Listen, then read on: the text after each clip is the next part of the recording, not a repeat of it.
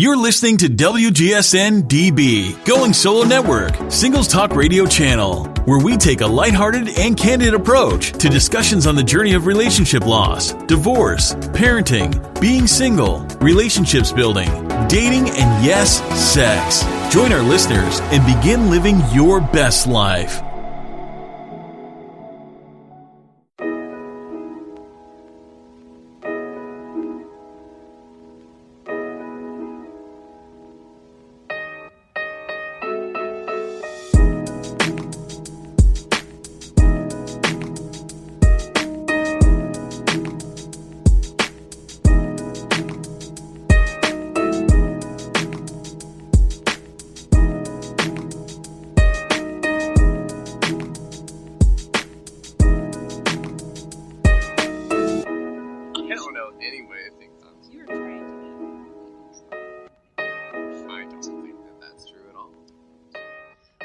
Welcome to Hip and Humble. Welcome.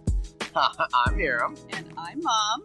And we talk about all things antique and collectibles. Yeah, we do. We have a lot of fun doing it. This week and going forward, we're starting on a new theme, and it's going to be all about antique toys. But before we get started... Seriously, one of my favorite topics, toys. Definitely. And before we get started, we want to thank our sponsors, Hip and Humble Antiques, LLC. We have two locations, one in Bethany, Oklahoma at Rink Gallery, and one in Fredericksburg, Virginia at Oldies But Goodies in downtown Fredericksburg. And for those of you that are not all about driving and aren't necessarily local, we also have our Etsy store. And if we don't have anything that tickles your fancy at the moment, I guarantee we will soon. That's right. Yeah, most definitely. Also, we wanted to thank our sponsors, the Going Solo Network, for putting us on. And for those of you that are listening via the Going Solo Network, we so appreciate you guys, and we appreciate you guys spending this time with us, and we appreciate Going Solo Network for putting us on. I love that name, too, Going Solo. Going Solo. It is very awesome cool. Name. It is very cool. Yeah, and it makes sense, too. You know, sometimes you got to go it alone, especially whenever you're drived and determined to do something. Yeah, but we're not alone. We have each other. This is true. You got me, babe. Lean on me. When you're not strong, I'll be your friend. Okay, well, that's enough of that. That's enough of that. So, we were line dancing earlier. We did. We kind of had like a little thing going. If y'all haven't line danced, then you need to do that. Definitely so. And I don't care how old you are, everybody can do it. No, and no matter how old you are, you always need fun and games. That's true. And fun and games games almost seems incompatible without the mention of toys. It's true. Mm-hmm. And you know what? You gotta have the toys because that's how you learn. That's true. It inspires creativity. Mm-hmm. It's just inspirational, period. It's funny, too, because there's so many toys are just miniature. They're like replications of things that you use in adult life. So, yeah, of that. But then I just picked up this little toy today. Yeah. And we love it. It is pretty great. It's not Fisher Price. It's a Play School, and I don't even know what year it is. I mean, I literally just got it, so I haven't had time to research or anything. But it's these two little people, and their heads come off, and there's little springs, and it has these two little flapper buttons. So you hit the flapper buttons, and little people come up, and their heads are bopping up and down all over the place. Science. Gravity. Yeah. There's cause and effect. So many learning opportunities. I mean, really. I mean, it'd make your head roll. I will say the one toy that I have never, ever understood that you get a kid is the one where they have all the locks on it. The lock? Yeah, it's like this big square thing. I don't even know who makes it, but it's a square thing, and it has all these locks on it. So the kid learns how to undo all of these locks. And I'm like, okay, why would you do that? And then you put child locks on everything so they can't get in something, but now you give them a toy so they can learn how to get in it. Well, you know, some it people doesn't make sense. Some people were born to, break into things, Mom. Yeah, I know. Yeah. And back to the toys I had. Well, I grew up in the 90s. My kids didn't have one of those. I didn't have one of those, unfortunately. I had to learn lockpicking on my own. But I remember... You didn't. Now, Kale was Houdini. But that was more with car seats than locks. Oh, yeah. There is nothing more frightening than putting your kid in a car seat, and, of course, you're driving by yourself. You haven't slept a long time. Your husband is deployed. You've actually put this kid back in his car seat like 2 or 3 times, and then you're driving through Kansas City, a city you don't know. You're just driving through there at rush hour, and then you feel a little tap on the back of your head going, "Hey, Mommy, what's going on?" Like, that's a heart just attack. having a heart attack, thank you. Yeah, just Mom's having a heart attack right now. I just really need you to sit down. I have no idea how you got out of there. Yeah. That's fun. No. The advertising in the 90s, though, was very different. It was very explosive and loud and everything. But I guess most advertising for kids, even nowadays, is that way. Yeah. But it's always very colorful. It is. It's very colorful, and there's always a lot of smiling and a lot of very appropriate playing with toys. But I've found so many times that toys are multi-use. Well, they are. You know, most things can be turned into a gun or a hammer. Yeah, they can. We also had these wonderful toys at our house, and they were called one-time toys.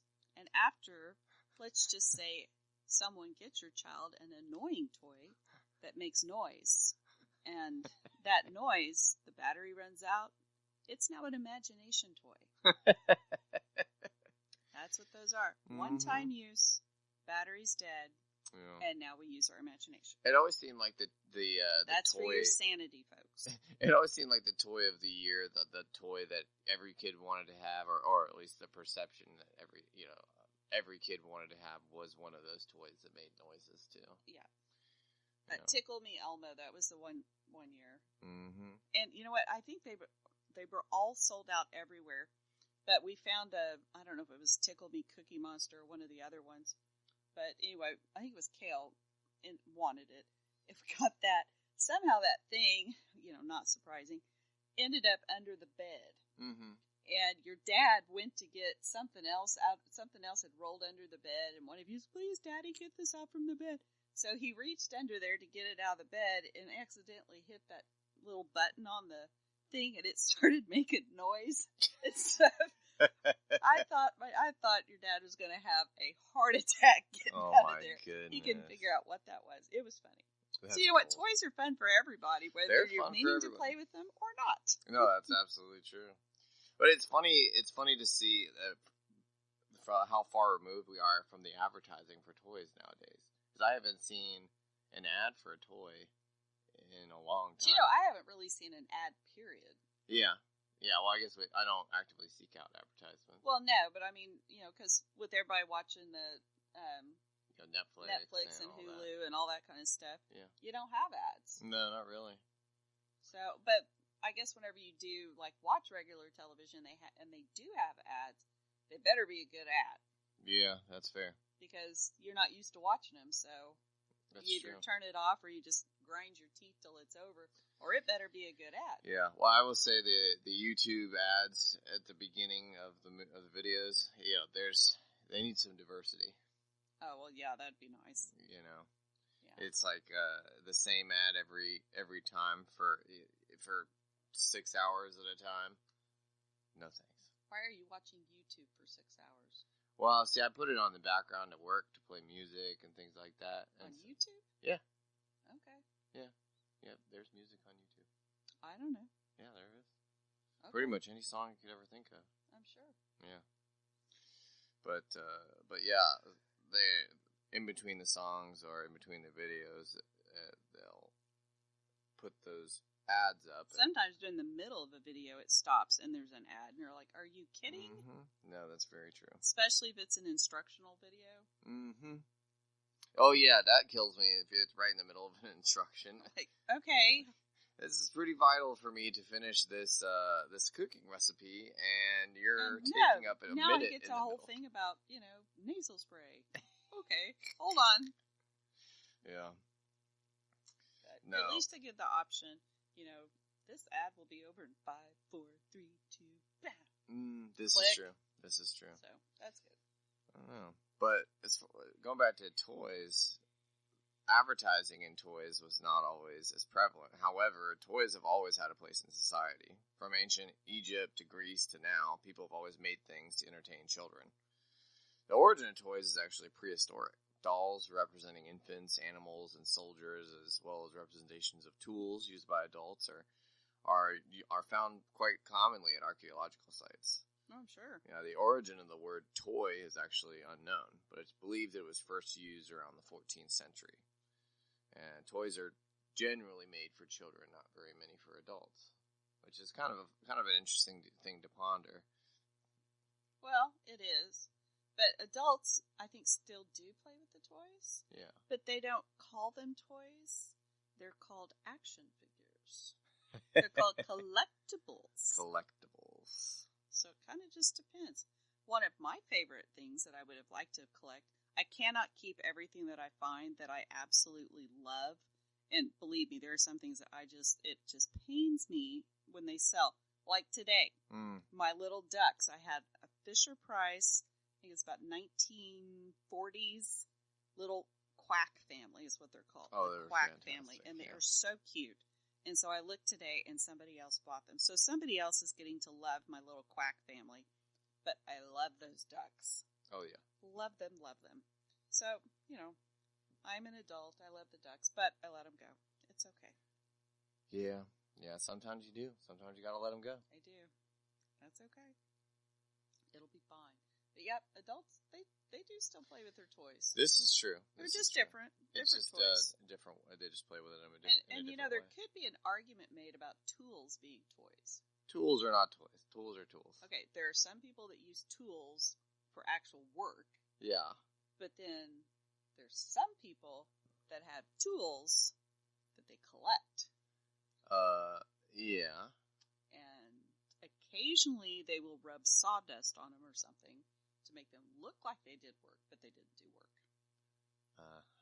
So that might be part of it. I see. See, a lot of the dads need to look at their sons who are out there banging away, making their, Lego hammers and all that kind of stuff. Yeah, but tools have a purpose, have a specific purpose. And so do toys. Yeah, that's fair. So do toys. Yeah, the ball, kite, and the yo-yo are assumed to be the oldest objects specifically designed as toys. Because kids will play with anything. Yeah, Yeah, that's true. Boxes, I kind of feel like sticks. The kite, though, the kite could have been used for a lot of things. Yeah, but it was specifically designed for children as a toy. Yeah, at least but that's like in medieval days or something. Could have used it as like a kite. banner. Well, it could be a banner, but have the kite go up and sneak over to the enemy lines with a message or something. I mean, I don't know. I'm stretching. I'm just saying. It'd be a pretty long line. You don't know. It'd have to be a nice and windy day. I didn't say it was reliable. I don't think that'd be quite reliable. Well, no, it's not reliable. No. Might be better than a pigeon, though. I don't know. Possibly. I doubt it. I doubt it heavily, but I guess the thought could be entertained. It could be entertained. It is entertaining me. I'm entertained by the thought. Well, that's fair. That's fair to say. In ancient Egypt, they mostly had dolls, though, or wooden figurines. And I bet they had cats. Yeah, they definitely had cats. They for sure had to have had cats. One of the most famous toys from that time period is it's in a museum, and it's this figure, and it's a kneading dough. So the doll it's like in two pieces. The feet are connected to a base, and then there's a hinge that connects the top half of it's assumed to be a woman kneading dough, and the top half of the woman, and it has arms sticking out that are holding onto a ball of dough, and then there's a string that's attached to the back of her, and if you pull it back and forth, she kneads the dough up and down this block that's also attached to the base. So it's actually pretty neat. Yeah. Multi-functioning toy. It's got a lot of moving parts. Yeah. Yeah. Yep. They eventually had miniature horses and chariots. The doll kneading dough was assumed to have been found or assumed to have been made before the chariots and the horses. I wonder if they had a horse that had a little secret door on it where all the soldiers could hide inside of it. That was Greece, Mom, not Egypt. It's okay, it's close. I mean, they are close geographically, but historically, no. Just wondering, maybe if that was invented in Egypt, and then the Greeks got the idea later. No, I'm pretty sure that was all the Greeks. Okay. Yeah. And like that's why it's called the Russian Trojan horse. nesting dolls, where you open one and then open one. Yeah, Russia was way after. Well, no, Greece. I'm just saying. You have the horse, the little people in it, then that whole, little battle and stuff. The little battle of Troy? Sure. Today is my day to irritate my son. Yeah. Tomorrow will be that day, too. I haven't met a day. I have not met a day that was not that day. It's not true. Oh, no. Toys always have seem to have a sway towards miniature imitations of war and culture. Yeah. From a philosophical perspective, that's incredibly interesting. Yeah, it is. Yeah, correlation isn't causation, but one could reasonably assume that the types of toys children see as they're growing up kind of shape their perspective on their world and could reasonably give them an idea on how to change it or how to manipulate it. It could, yeah. Mm. But the toys mimic what the adults are doing. Yeah, that's what I mean. I think that it gives children a chance to see what's happening or how things are being motivated around them. Yeah, I don't think kids care. No, I don't think they care, but I think like if they're around it subconsciously, like that is impressionable. It leaves an impression on toys. them. Toys do leave an impression, and I do believe that they do shape your life. Yeah, not your entire life, but no. They do shape how you think about things. Mm-hmm. As far as creativity goes. No, absolutely. That's what I mean. I think that they do have a distinct impression on children, and I don't think necessarily that they're consciously thinking, "Oh, wow, this is a miniature version of something that my dad uses or whatever." Right. Because I doubt that that's running through. I know when I was a kid, when I was a child, I thought I was a child. Still are. Hey, you know what? I'm still a kid too. So fair enough. Just a different level. Yeah. Different level of child. It's true. Yeah. It's true. But no, kids play with the toys, and of course you buy a toy, and its supposed intended use or whatever may be one thing, but depending on that child's environment, maybe the different influences in their life, they may use the toy in a completely different way. Mm-hmm. And that's creative. That's unique. That's what helps you grow and that mind to mature and imagine and eventually, grow up and maybe build on that somehow. I don't know. Yeah. No, that definitely makes sense. Yeah. Absolutely. The dolls and stuff back in ancient Egypt, though, the material that they used was interesting because they were first stuffed with grass or hay, and eventually they moved to horsehair. Allergies. Yeah. I can see allergies. Although you never really hear too much about allergies. Well, that's true. I don't. That's a whole nother discussion. It is a whole other discussion, but I don't think that you could determine that through archaeological digs. No, you can't. Not unless there's a lot of Kleenex boxes around. Oh, I love that look on your face. That's a hoot. He's like, Mom. That's not at all. That's not at all my face. Feel it. I don't know. I'm sure that they had to have had some allergies back then. I doubt they had sickness. I know they had that. Yeah, I doubt that they had allergies like we do. But it's a different environment. We got a pill for everything now. Well, Egypt was a different environment. Oh, sure. Physically a different environment. They were in a desert. Yeah. And basically an oasis in a desert. But you can have allergies in a desert because desert is made up of dust. This is true. 1,000 years of camel dung. Technically very true. Yeah. Yeah. Moving on to ancient Greece, though. In ancient Greece, when boys were not at school and girls were not working, they played ball games with inflated pig bladders. Mm-hmm. They used to do that on the prairie, too. Yeah. If you watch Little House on the Prairie, they would get a pig bladder, and that's how they would play ball. They also I'm pretty sure Native Americans did, too. The Indian tribes did. Well, then it would have to have been like a boar. Maybe a buffalo. Buffalo ball. Yeah, it could have been. Yeah. Those are big animals, folks. Apparently so. Yes, they are. They are very large. Big animals. Yeah. Children also played, in ancient Greece, they also played with knuckle bones. They found knuckle bones. How did they know they played with them? Well, because they found them in the archaeological so site. What? You could find a whole bunch of pig jaws out there. When there's smoke, there's fire, Mom. If they're there, why are they there otherwise? I don't know. Maybe they just ate a lot of knuckle bones or ate a lot of knuckles and left the bones. You know, like chicken wings. Knuckle bones are not. They're like chicken wings. They're like dice. Knuckle bones? Yeah. That's probably like chicken wings. Nope. You know, chicken wings used to be the part of the chicken everybody threw out. I mean, they really were. And then some smart person said, hey, you know what? Let's just dip this in some kind of sauce and we'll sell it to people because, you know, it's trash. But hey, and you know what? They got like whole restaurants around them. Yeah, because wings are amazing. Yeah. Well, and on that note, maybe that's what they think about knuckle bones. And on that note, we're going to take a quick break. Welcome, welcome, welcome. Thank you guys so much again for tuning in with us. We're back with Hip and Humble. We want to thank our sponsors again, Hip and Humble Antiques LLC. Follow us on Instagram at hipn.humble. That's hipn.humble on Instagram. If you really like our page, please go onto our Patreon, patreon.com/hipandhumble, and support. And if we get enough support on Patreon, we will start posting exclusive content and fun little things that we do, and clips and promos and all kinds of cool stuff on there. Yep. Yeah.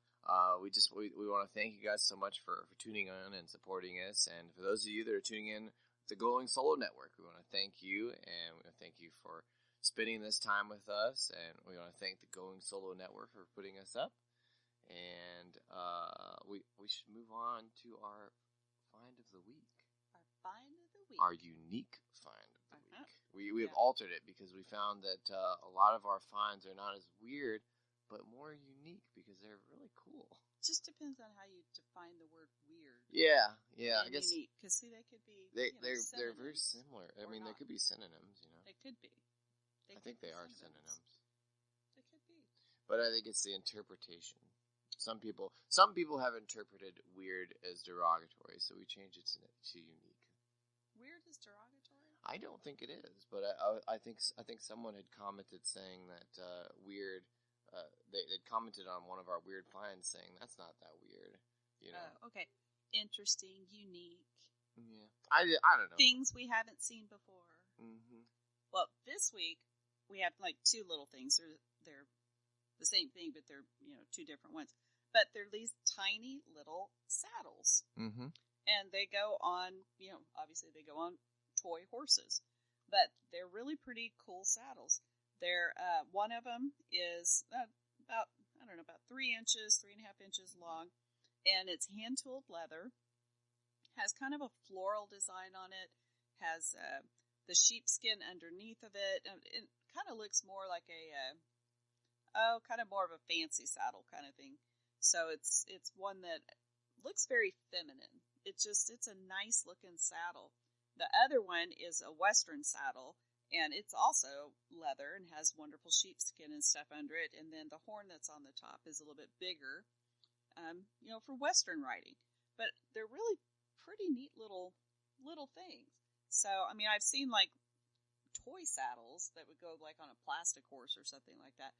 But these saddles I actually found in Pennsylvania at an auction that I went to, and it was a dealer who had passed away, and her kids were auctioning off stuff, and so she had some cast iron collectible horses, and had these saddles on top of them, and they were really pretty neat. I really hadn't seen any like that before. So, but I'm sure we'll have them up here on Etsy soon, so you guys can take a look at them. Yeah. On Instagram and Etsy. Yep. Yeah. Well, they're definitely on our Instagram page, and if you have any interest in them, comment on there, or of course, go to our Etsy page. They will be up on there very soon. But they're really pretty neat. Yeah, they're actually really cool. My fun find. Because they're exact replicas too. Yeah, they really are. I mean, the detail work on them is really, really nice. Yeah, they're really incredible pieces. And that everything on it is genuine, genuine leather, genuine sheepskin, all this. They're just really, really cool. Yeah, they really are. I've enjoyed them. I like look. That's one of those that you know you need to sell because you can't keep everything, but that's a really neat one to collect. Mm-hmm. That would be something fun to collect, especially if you like horses. Oh, for sure. For sure. Oh, we were talking before about Greek history, and then we kind of segued into the Indians, the Native Americans playing with buffalo balls. Well, they use Buffalo the bladders. goat bladders. Goat bladders, possibly, pig too. bladders. But yeah, they would play soccer or lacrosse. Yeah, lacrosse. That was a big one.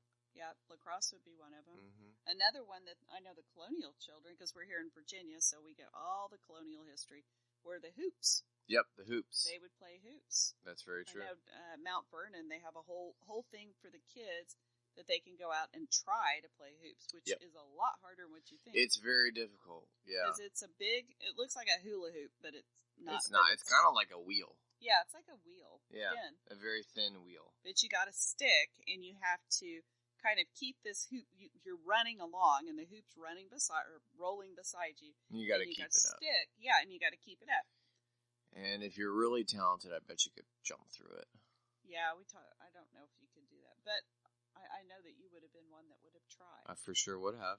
Absolutely, and maybe they did. I'm sure they did. I'm sure they did. If I thought of it in the 10 seconds it took me to think of it, then I'm sure somebody back then they did. thought I'm sure of it. they did. I hope they didn't break anything because they didn't have really good medical care back then. But The kids were tougher back then. They had to be. well, yeah, that's true. Yeah. Before the 20th century, actually, children had very little toys. They didn't have a lot at all. And on those that they did have were very precious. They were like heirlooms that they handed down and things like that. Also, children, they didn't have a lot of time to play.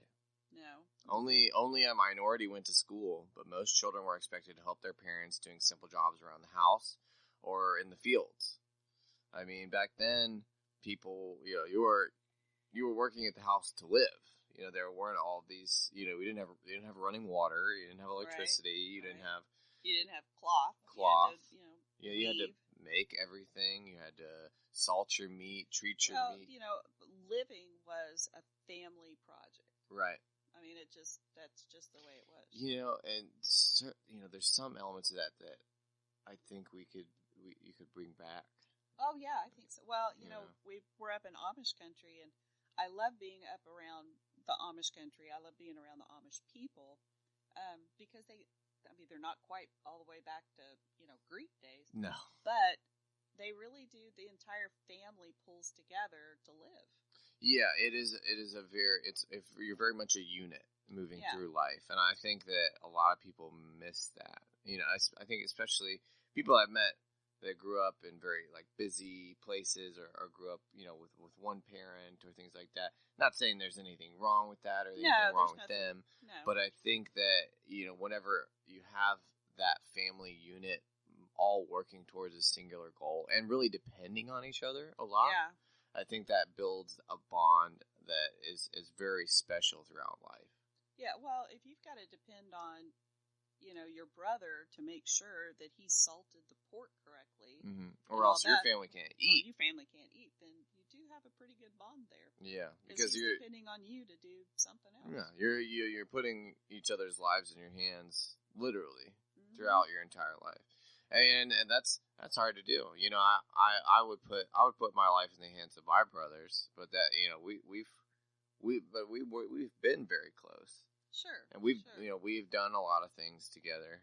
Well, I think with it being a military family, and I don't remember which one of you, but I know one of you at one point wanted to know why we didn't have all the friends, and because some of the places we would move, the other kids have been friends since birth. Yeah. And they're like, we just don't have any friends like that. And I was like, you know what? You do have friends like that. You have each other. Right. So, you guys will always be each other's best friend because that's the way it is. Kale and Tavener are my oldest friends. That's true. Yeah, I talked to, there's a friend of mine at work that I had been talking to recently, and shout out to you, KF, if you're listening to this, he'll know. Mm-hmm. And I was telling him, I said, sometimes I'm worried about not being as good a friend because I haven't had that experience with people, that say, oh, this has been my best friend since second grade or whatever. And I grew up, sometimes I was envious of that, but at this point in my life, I'm really not. And I'm very grateful, because it seems like, the majority of people that, had your best friend since second grade, seems like the people that kind of stuck in that lane, they stayed in that lane. Right. They didn't excel or move forward. And sure. And sometimes to move forward in life, you have to move past the people that are around you. Sure. Well, and you guys have to do that in a family, too. I mean, right. All of you are still close, but all three of you are in different directions. Right. Yeah. So, no, that's exactly right. I still cherish the time that I have with my brothers now, but it's not as often as it can. But that's what's nice, is that all three of you have the desire to be, to come back together and do something. I mean, you're not doing something every weekend or every day or whatever, but when you do have stuff you do, then it is more memorable. Right. It's like when you guys, the last big hike that they went on. Oh, yeah. Yeah, that was fantastic. That was hilarious. Yeah, well, they did it in a hurricane. Yeah, it was great. Yeah. Very cold at night, though. We couldn't get the fire going because the winds were very, very heavy. It was, I forgot what hurricane it was. It's been like 2 years. It's been about 2 years, yeah. Yeah. But yeah, they had the wind. We even had a torch. We had a butane torch. We tried torching the wood. But you know what's funny is all of these the hurricane and the mud and because they were on the Appalachian Trail hiking. I think they did like 14 miles or something. So 24. not the whole trail, just a little bit. But you know what? They laugh about that. That's a memory. It's a great memory. Mm-hmm. It really absolutely was. But I don't know you know what? They always have toys with them. It's just not the kind of toys we're talking about. No, not necessarily. Though the kids back before the 20th century, they played with toys like dolls, toy soldiers, wooden animals, balls, marbles, spinning tops, and knuckle bones, which were thrown like dice. Marbles. Awesome. Marbles are awesome. And very collectible, and dice are collectible too. No, for sure. Toys changed a lot through the centuries. In the 16th century, the kids still played with wooden dolls, although in the 16th century they were called Bartholomew babies because they were sold at St. Bartholomew's Fair in London. Well, there you go. Mm-hmm. Yeah, they also had the cup and ball, which is that little toy that you get with all the party bags that you give to kids. Forever. Yeah, the ball breaks off. With a cup on top and a ball and a string. And the ball and the string break off inevitably within the first day, if not the first hour of having it. Yeah.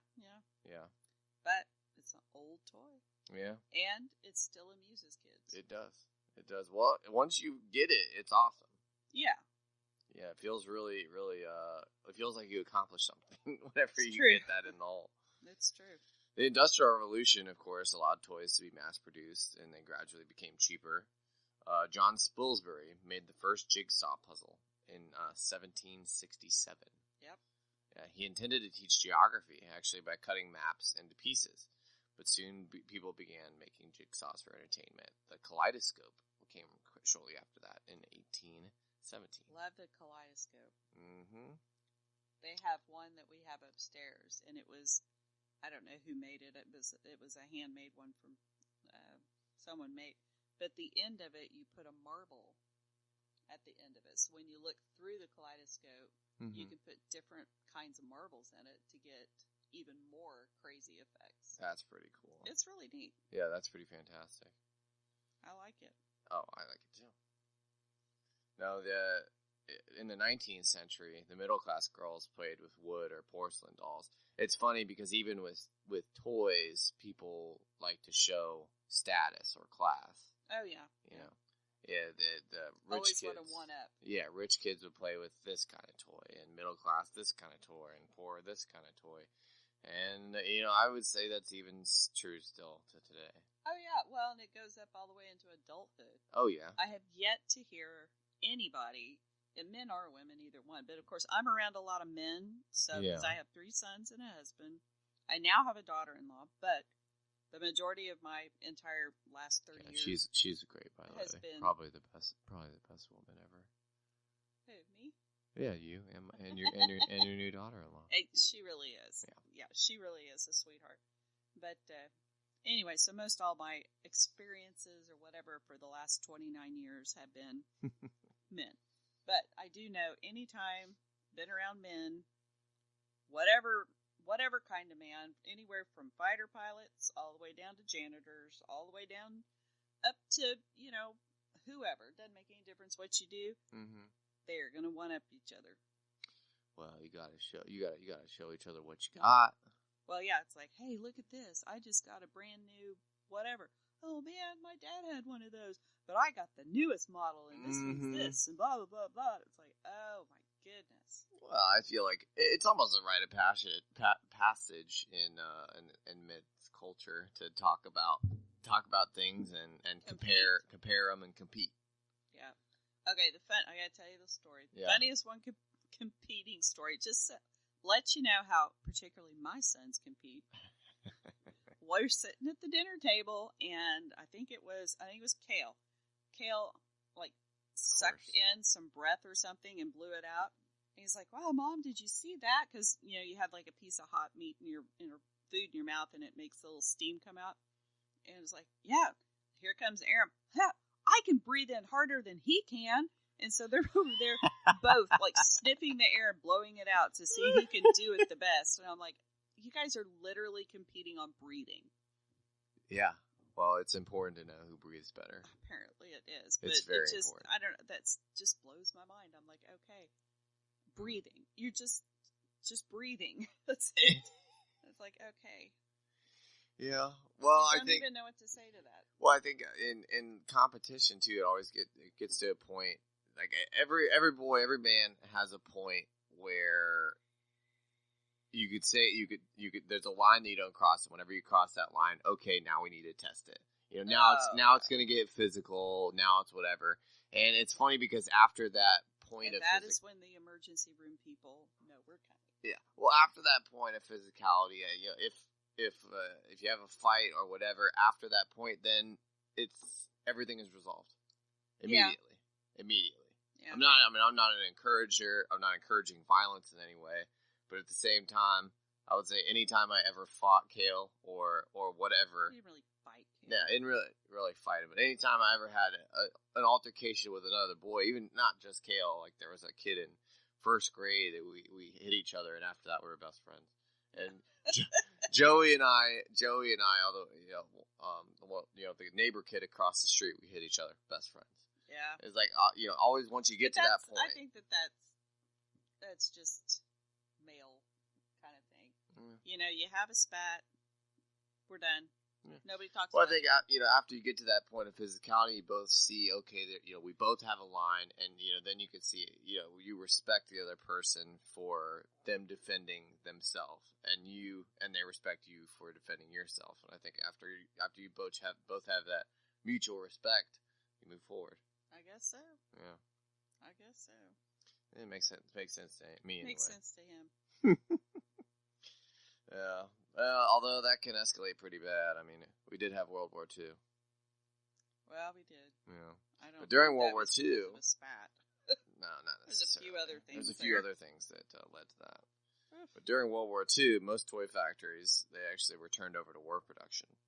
So in the late 20th century, the affluent society arrived after this. This is after World War II, and so plastic and metal toys became much cheaper, and a lot more celluloid. Common. Yep, celluloid. It's one of the earliest forms of plastic. Mm-hmm. In the 1950s, Legos became popular. They became popular. Mr. Potato Head was invented in 1952. The skateboard was invented in 1958. And Barbie dolls were invented in 1959. Wow. Yeah. An Action Man went on sale in Britain in 1966. Space Hoppers and Clackers. 1970s. Right. Absolutely. Yep. And of course, at the end of the 20th century, computer games. And I think those have taken over. Sure. And popular culture for games nowadays. Oh, sure. Yeah. And, that I would also look at the popularity of the computer games and all that kind of stuff and the culture. Absolutely. Because you're not really, with the computer games, you're not emulating, like used to the toys would kind of emulate what your parents' occupation was or daily life or something like that. And now you've got so many computer games that are so violent. And all that doesn't emulate. Well, not only that, there's a lot of violent video games, sure, but there's a lot of puzzle video games. Sure. There's a lot of you've adventure got games. The gamut and stuff There's the plethora of games available is insane. Oh, yeah. People, I will say, people focus on the violent video games because it is something to be thought about. Sure. For sure. It should be considered. It should be considered. I definitely agree. That's something that would be worth talking about, worth considering. Well, also that, kids have so much more time now because they don't have responsibilities. Yeah. Well, they don't have as many responsibilities. Like what we were talking about in the, before the 20th century, kids didn't have time to play because they had to work to live. Right. But now, kids, you grow up in houses or apartments and you have running water, you have food, you can go to your grocery store and get food. You don't have to, kill for your meat, so you don't have to treat your meat. Right. You got a freezer and a refrigerator and all that stuff. All this kind of stuff. So, so kids have a ton more time. They really do. To do, to sit there and yeah. And it begs that they have a lot more time to do things, and I feel like kids are constantly learning. They're constantly intaking everything, and if that's all of their time is being spent doing that, then that's a lot of influence. It's a lot of influence. Yeah. So repetition. That's how we learn is repetition. Right. So, you do have to watch whatever your kid's doing, whether it's a video game or anything else. No, because absolutely. the more they do it, the better they learn it, and they're going to emulate that in one way or another. Yeah. Absolutely. Well, guys, that's it for this week. That's it. Because we didn't really even scratch a whole lot of toys. We were just talking more than toys. Got a good intro. We didn't solve all the world's problems. We didn't solve all the world problems, but we got a good intro to toys. We gave you a good timeline. So next week we're probably gonna talk about maybe the Star toys. Star toys. Yeah, like the toy of the era. Okay. Yeah. Mm-hmm.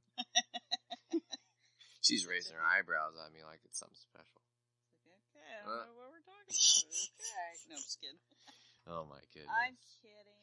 Well, guys, we want to thank you guys so much again for joining us and spending this time with us. We just have a blast. Yeah, thank you. Yeah. It is a lot of fun. It's good. It's good to be able to spend this time with my mom. Yeah, and I love my boy. Yeah. I love all my boys. Yeah, and we're just grateful that you guys support us and like what we do, and yeah, please follow us on all our stuff. Comment. We love hearing from you guys. We love hearing what you guys want to hear. What you guys like. What you guys like us to talk about. So yeah, just hit us up. I'm always on all the things. So absolutely. So let us know. But anyways, thank you guys so much. Stay hip and humble.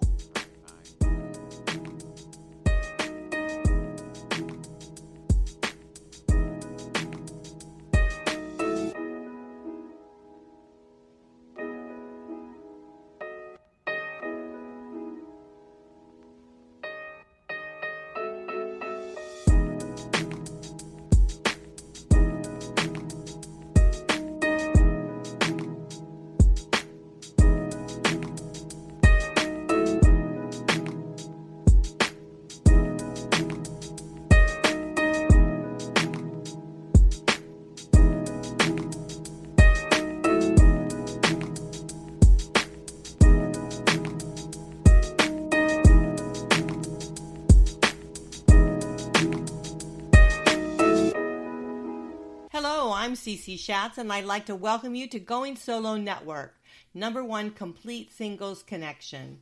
We strive to connect singles in a positive and fun way. Together, singles will begin to make new and lasting friendships, learn more about themselves, and embrace our new today lifestyle of going solo. Being single doesn't mean you have to be alone, and you can live a full, fun life, bringing your vibration to a higher level of attraction. Going Solo Network is an interactive social support singles community with several platforms helping singles connect with other like-minded individuals. We cover things like relationship loss, divorce recovery, embracing being single, single parenting, restructuring relationships, relationship building, transition into dating, and dating itself, solo in business, and going solo travelers.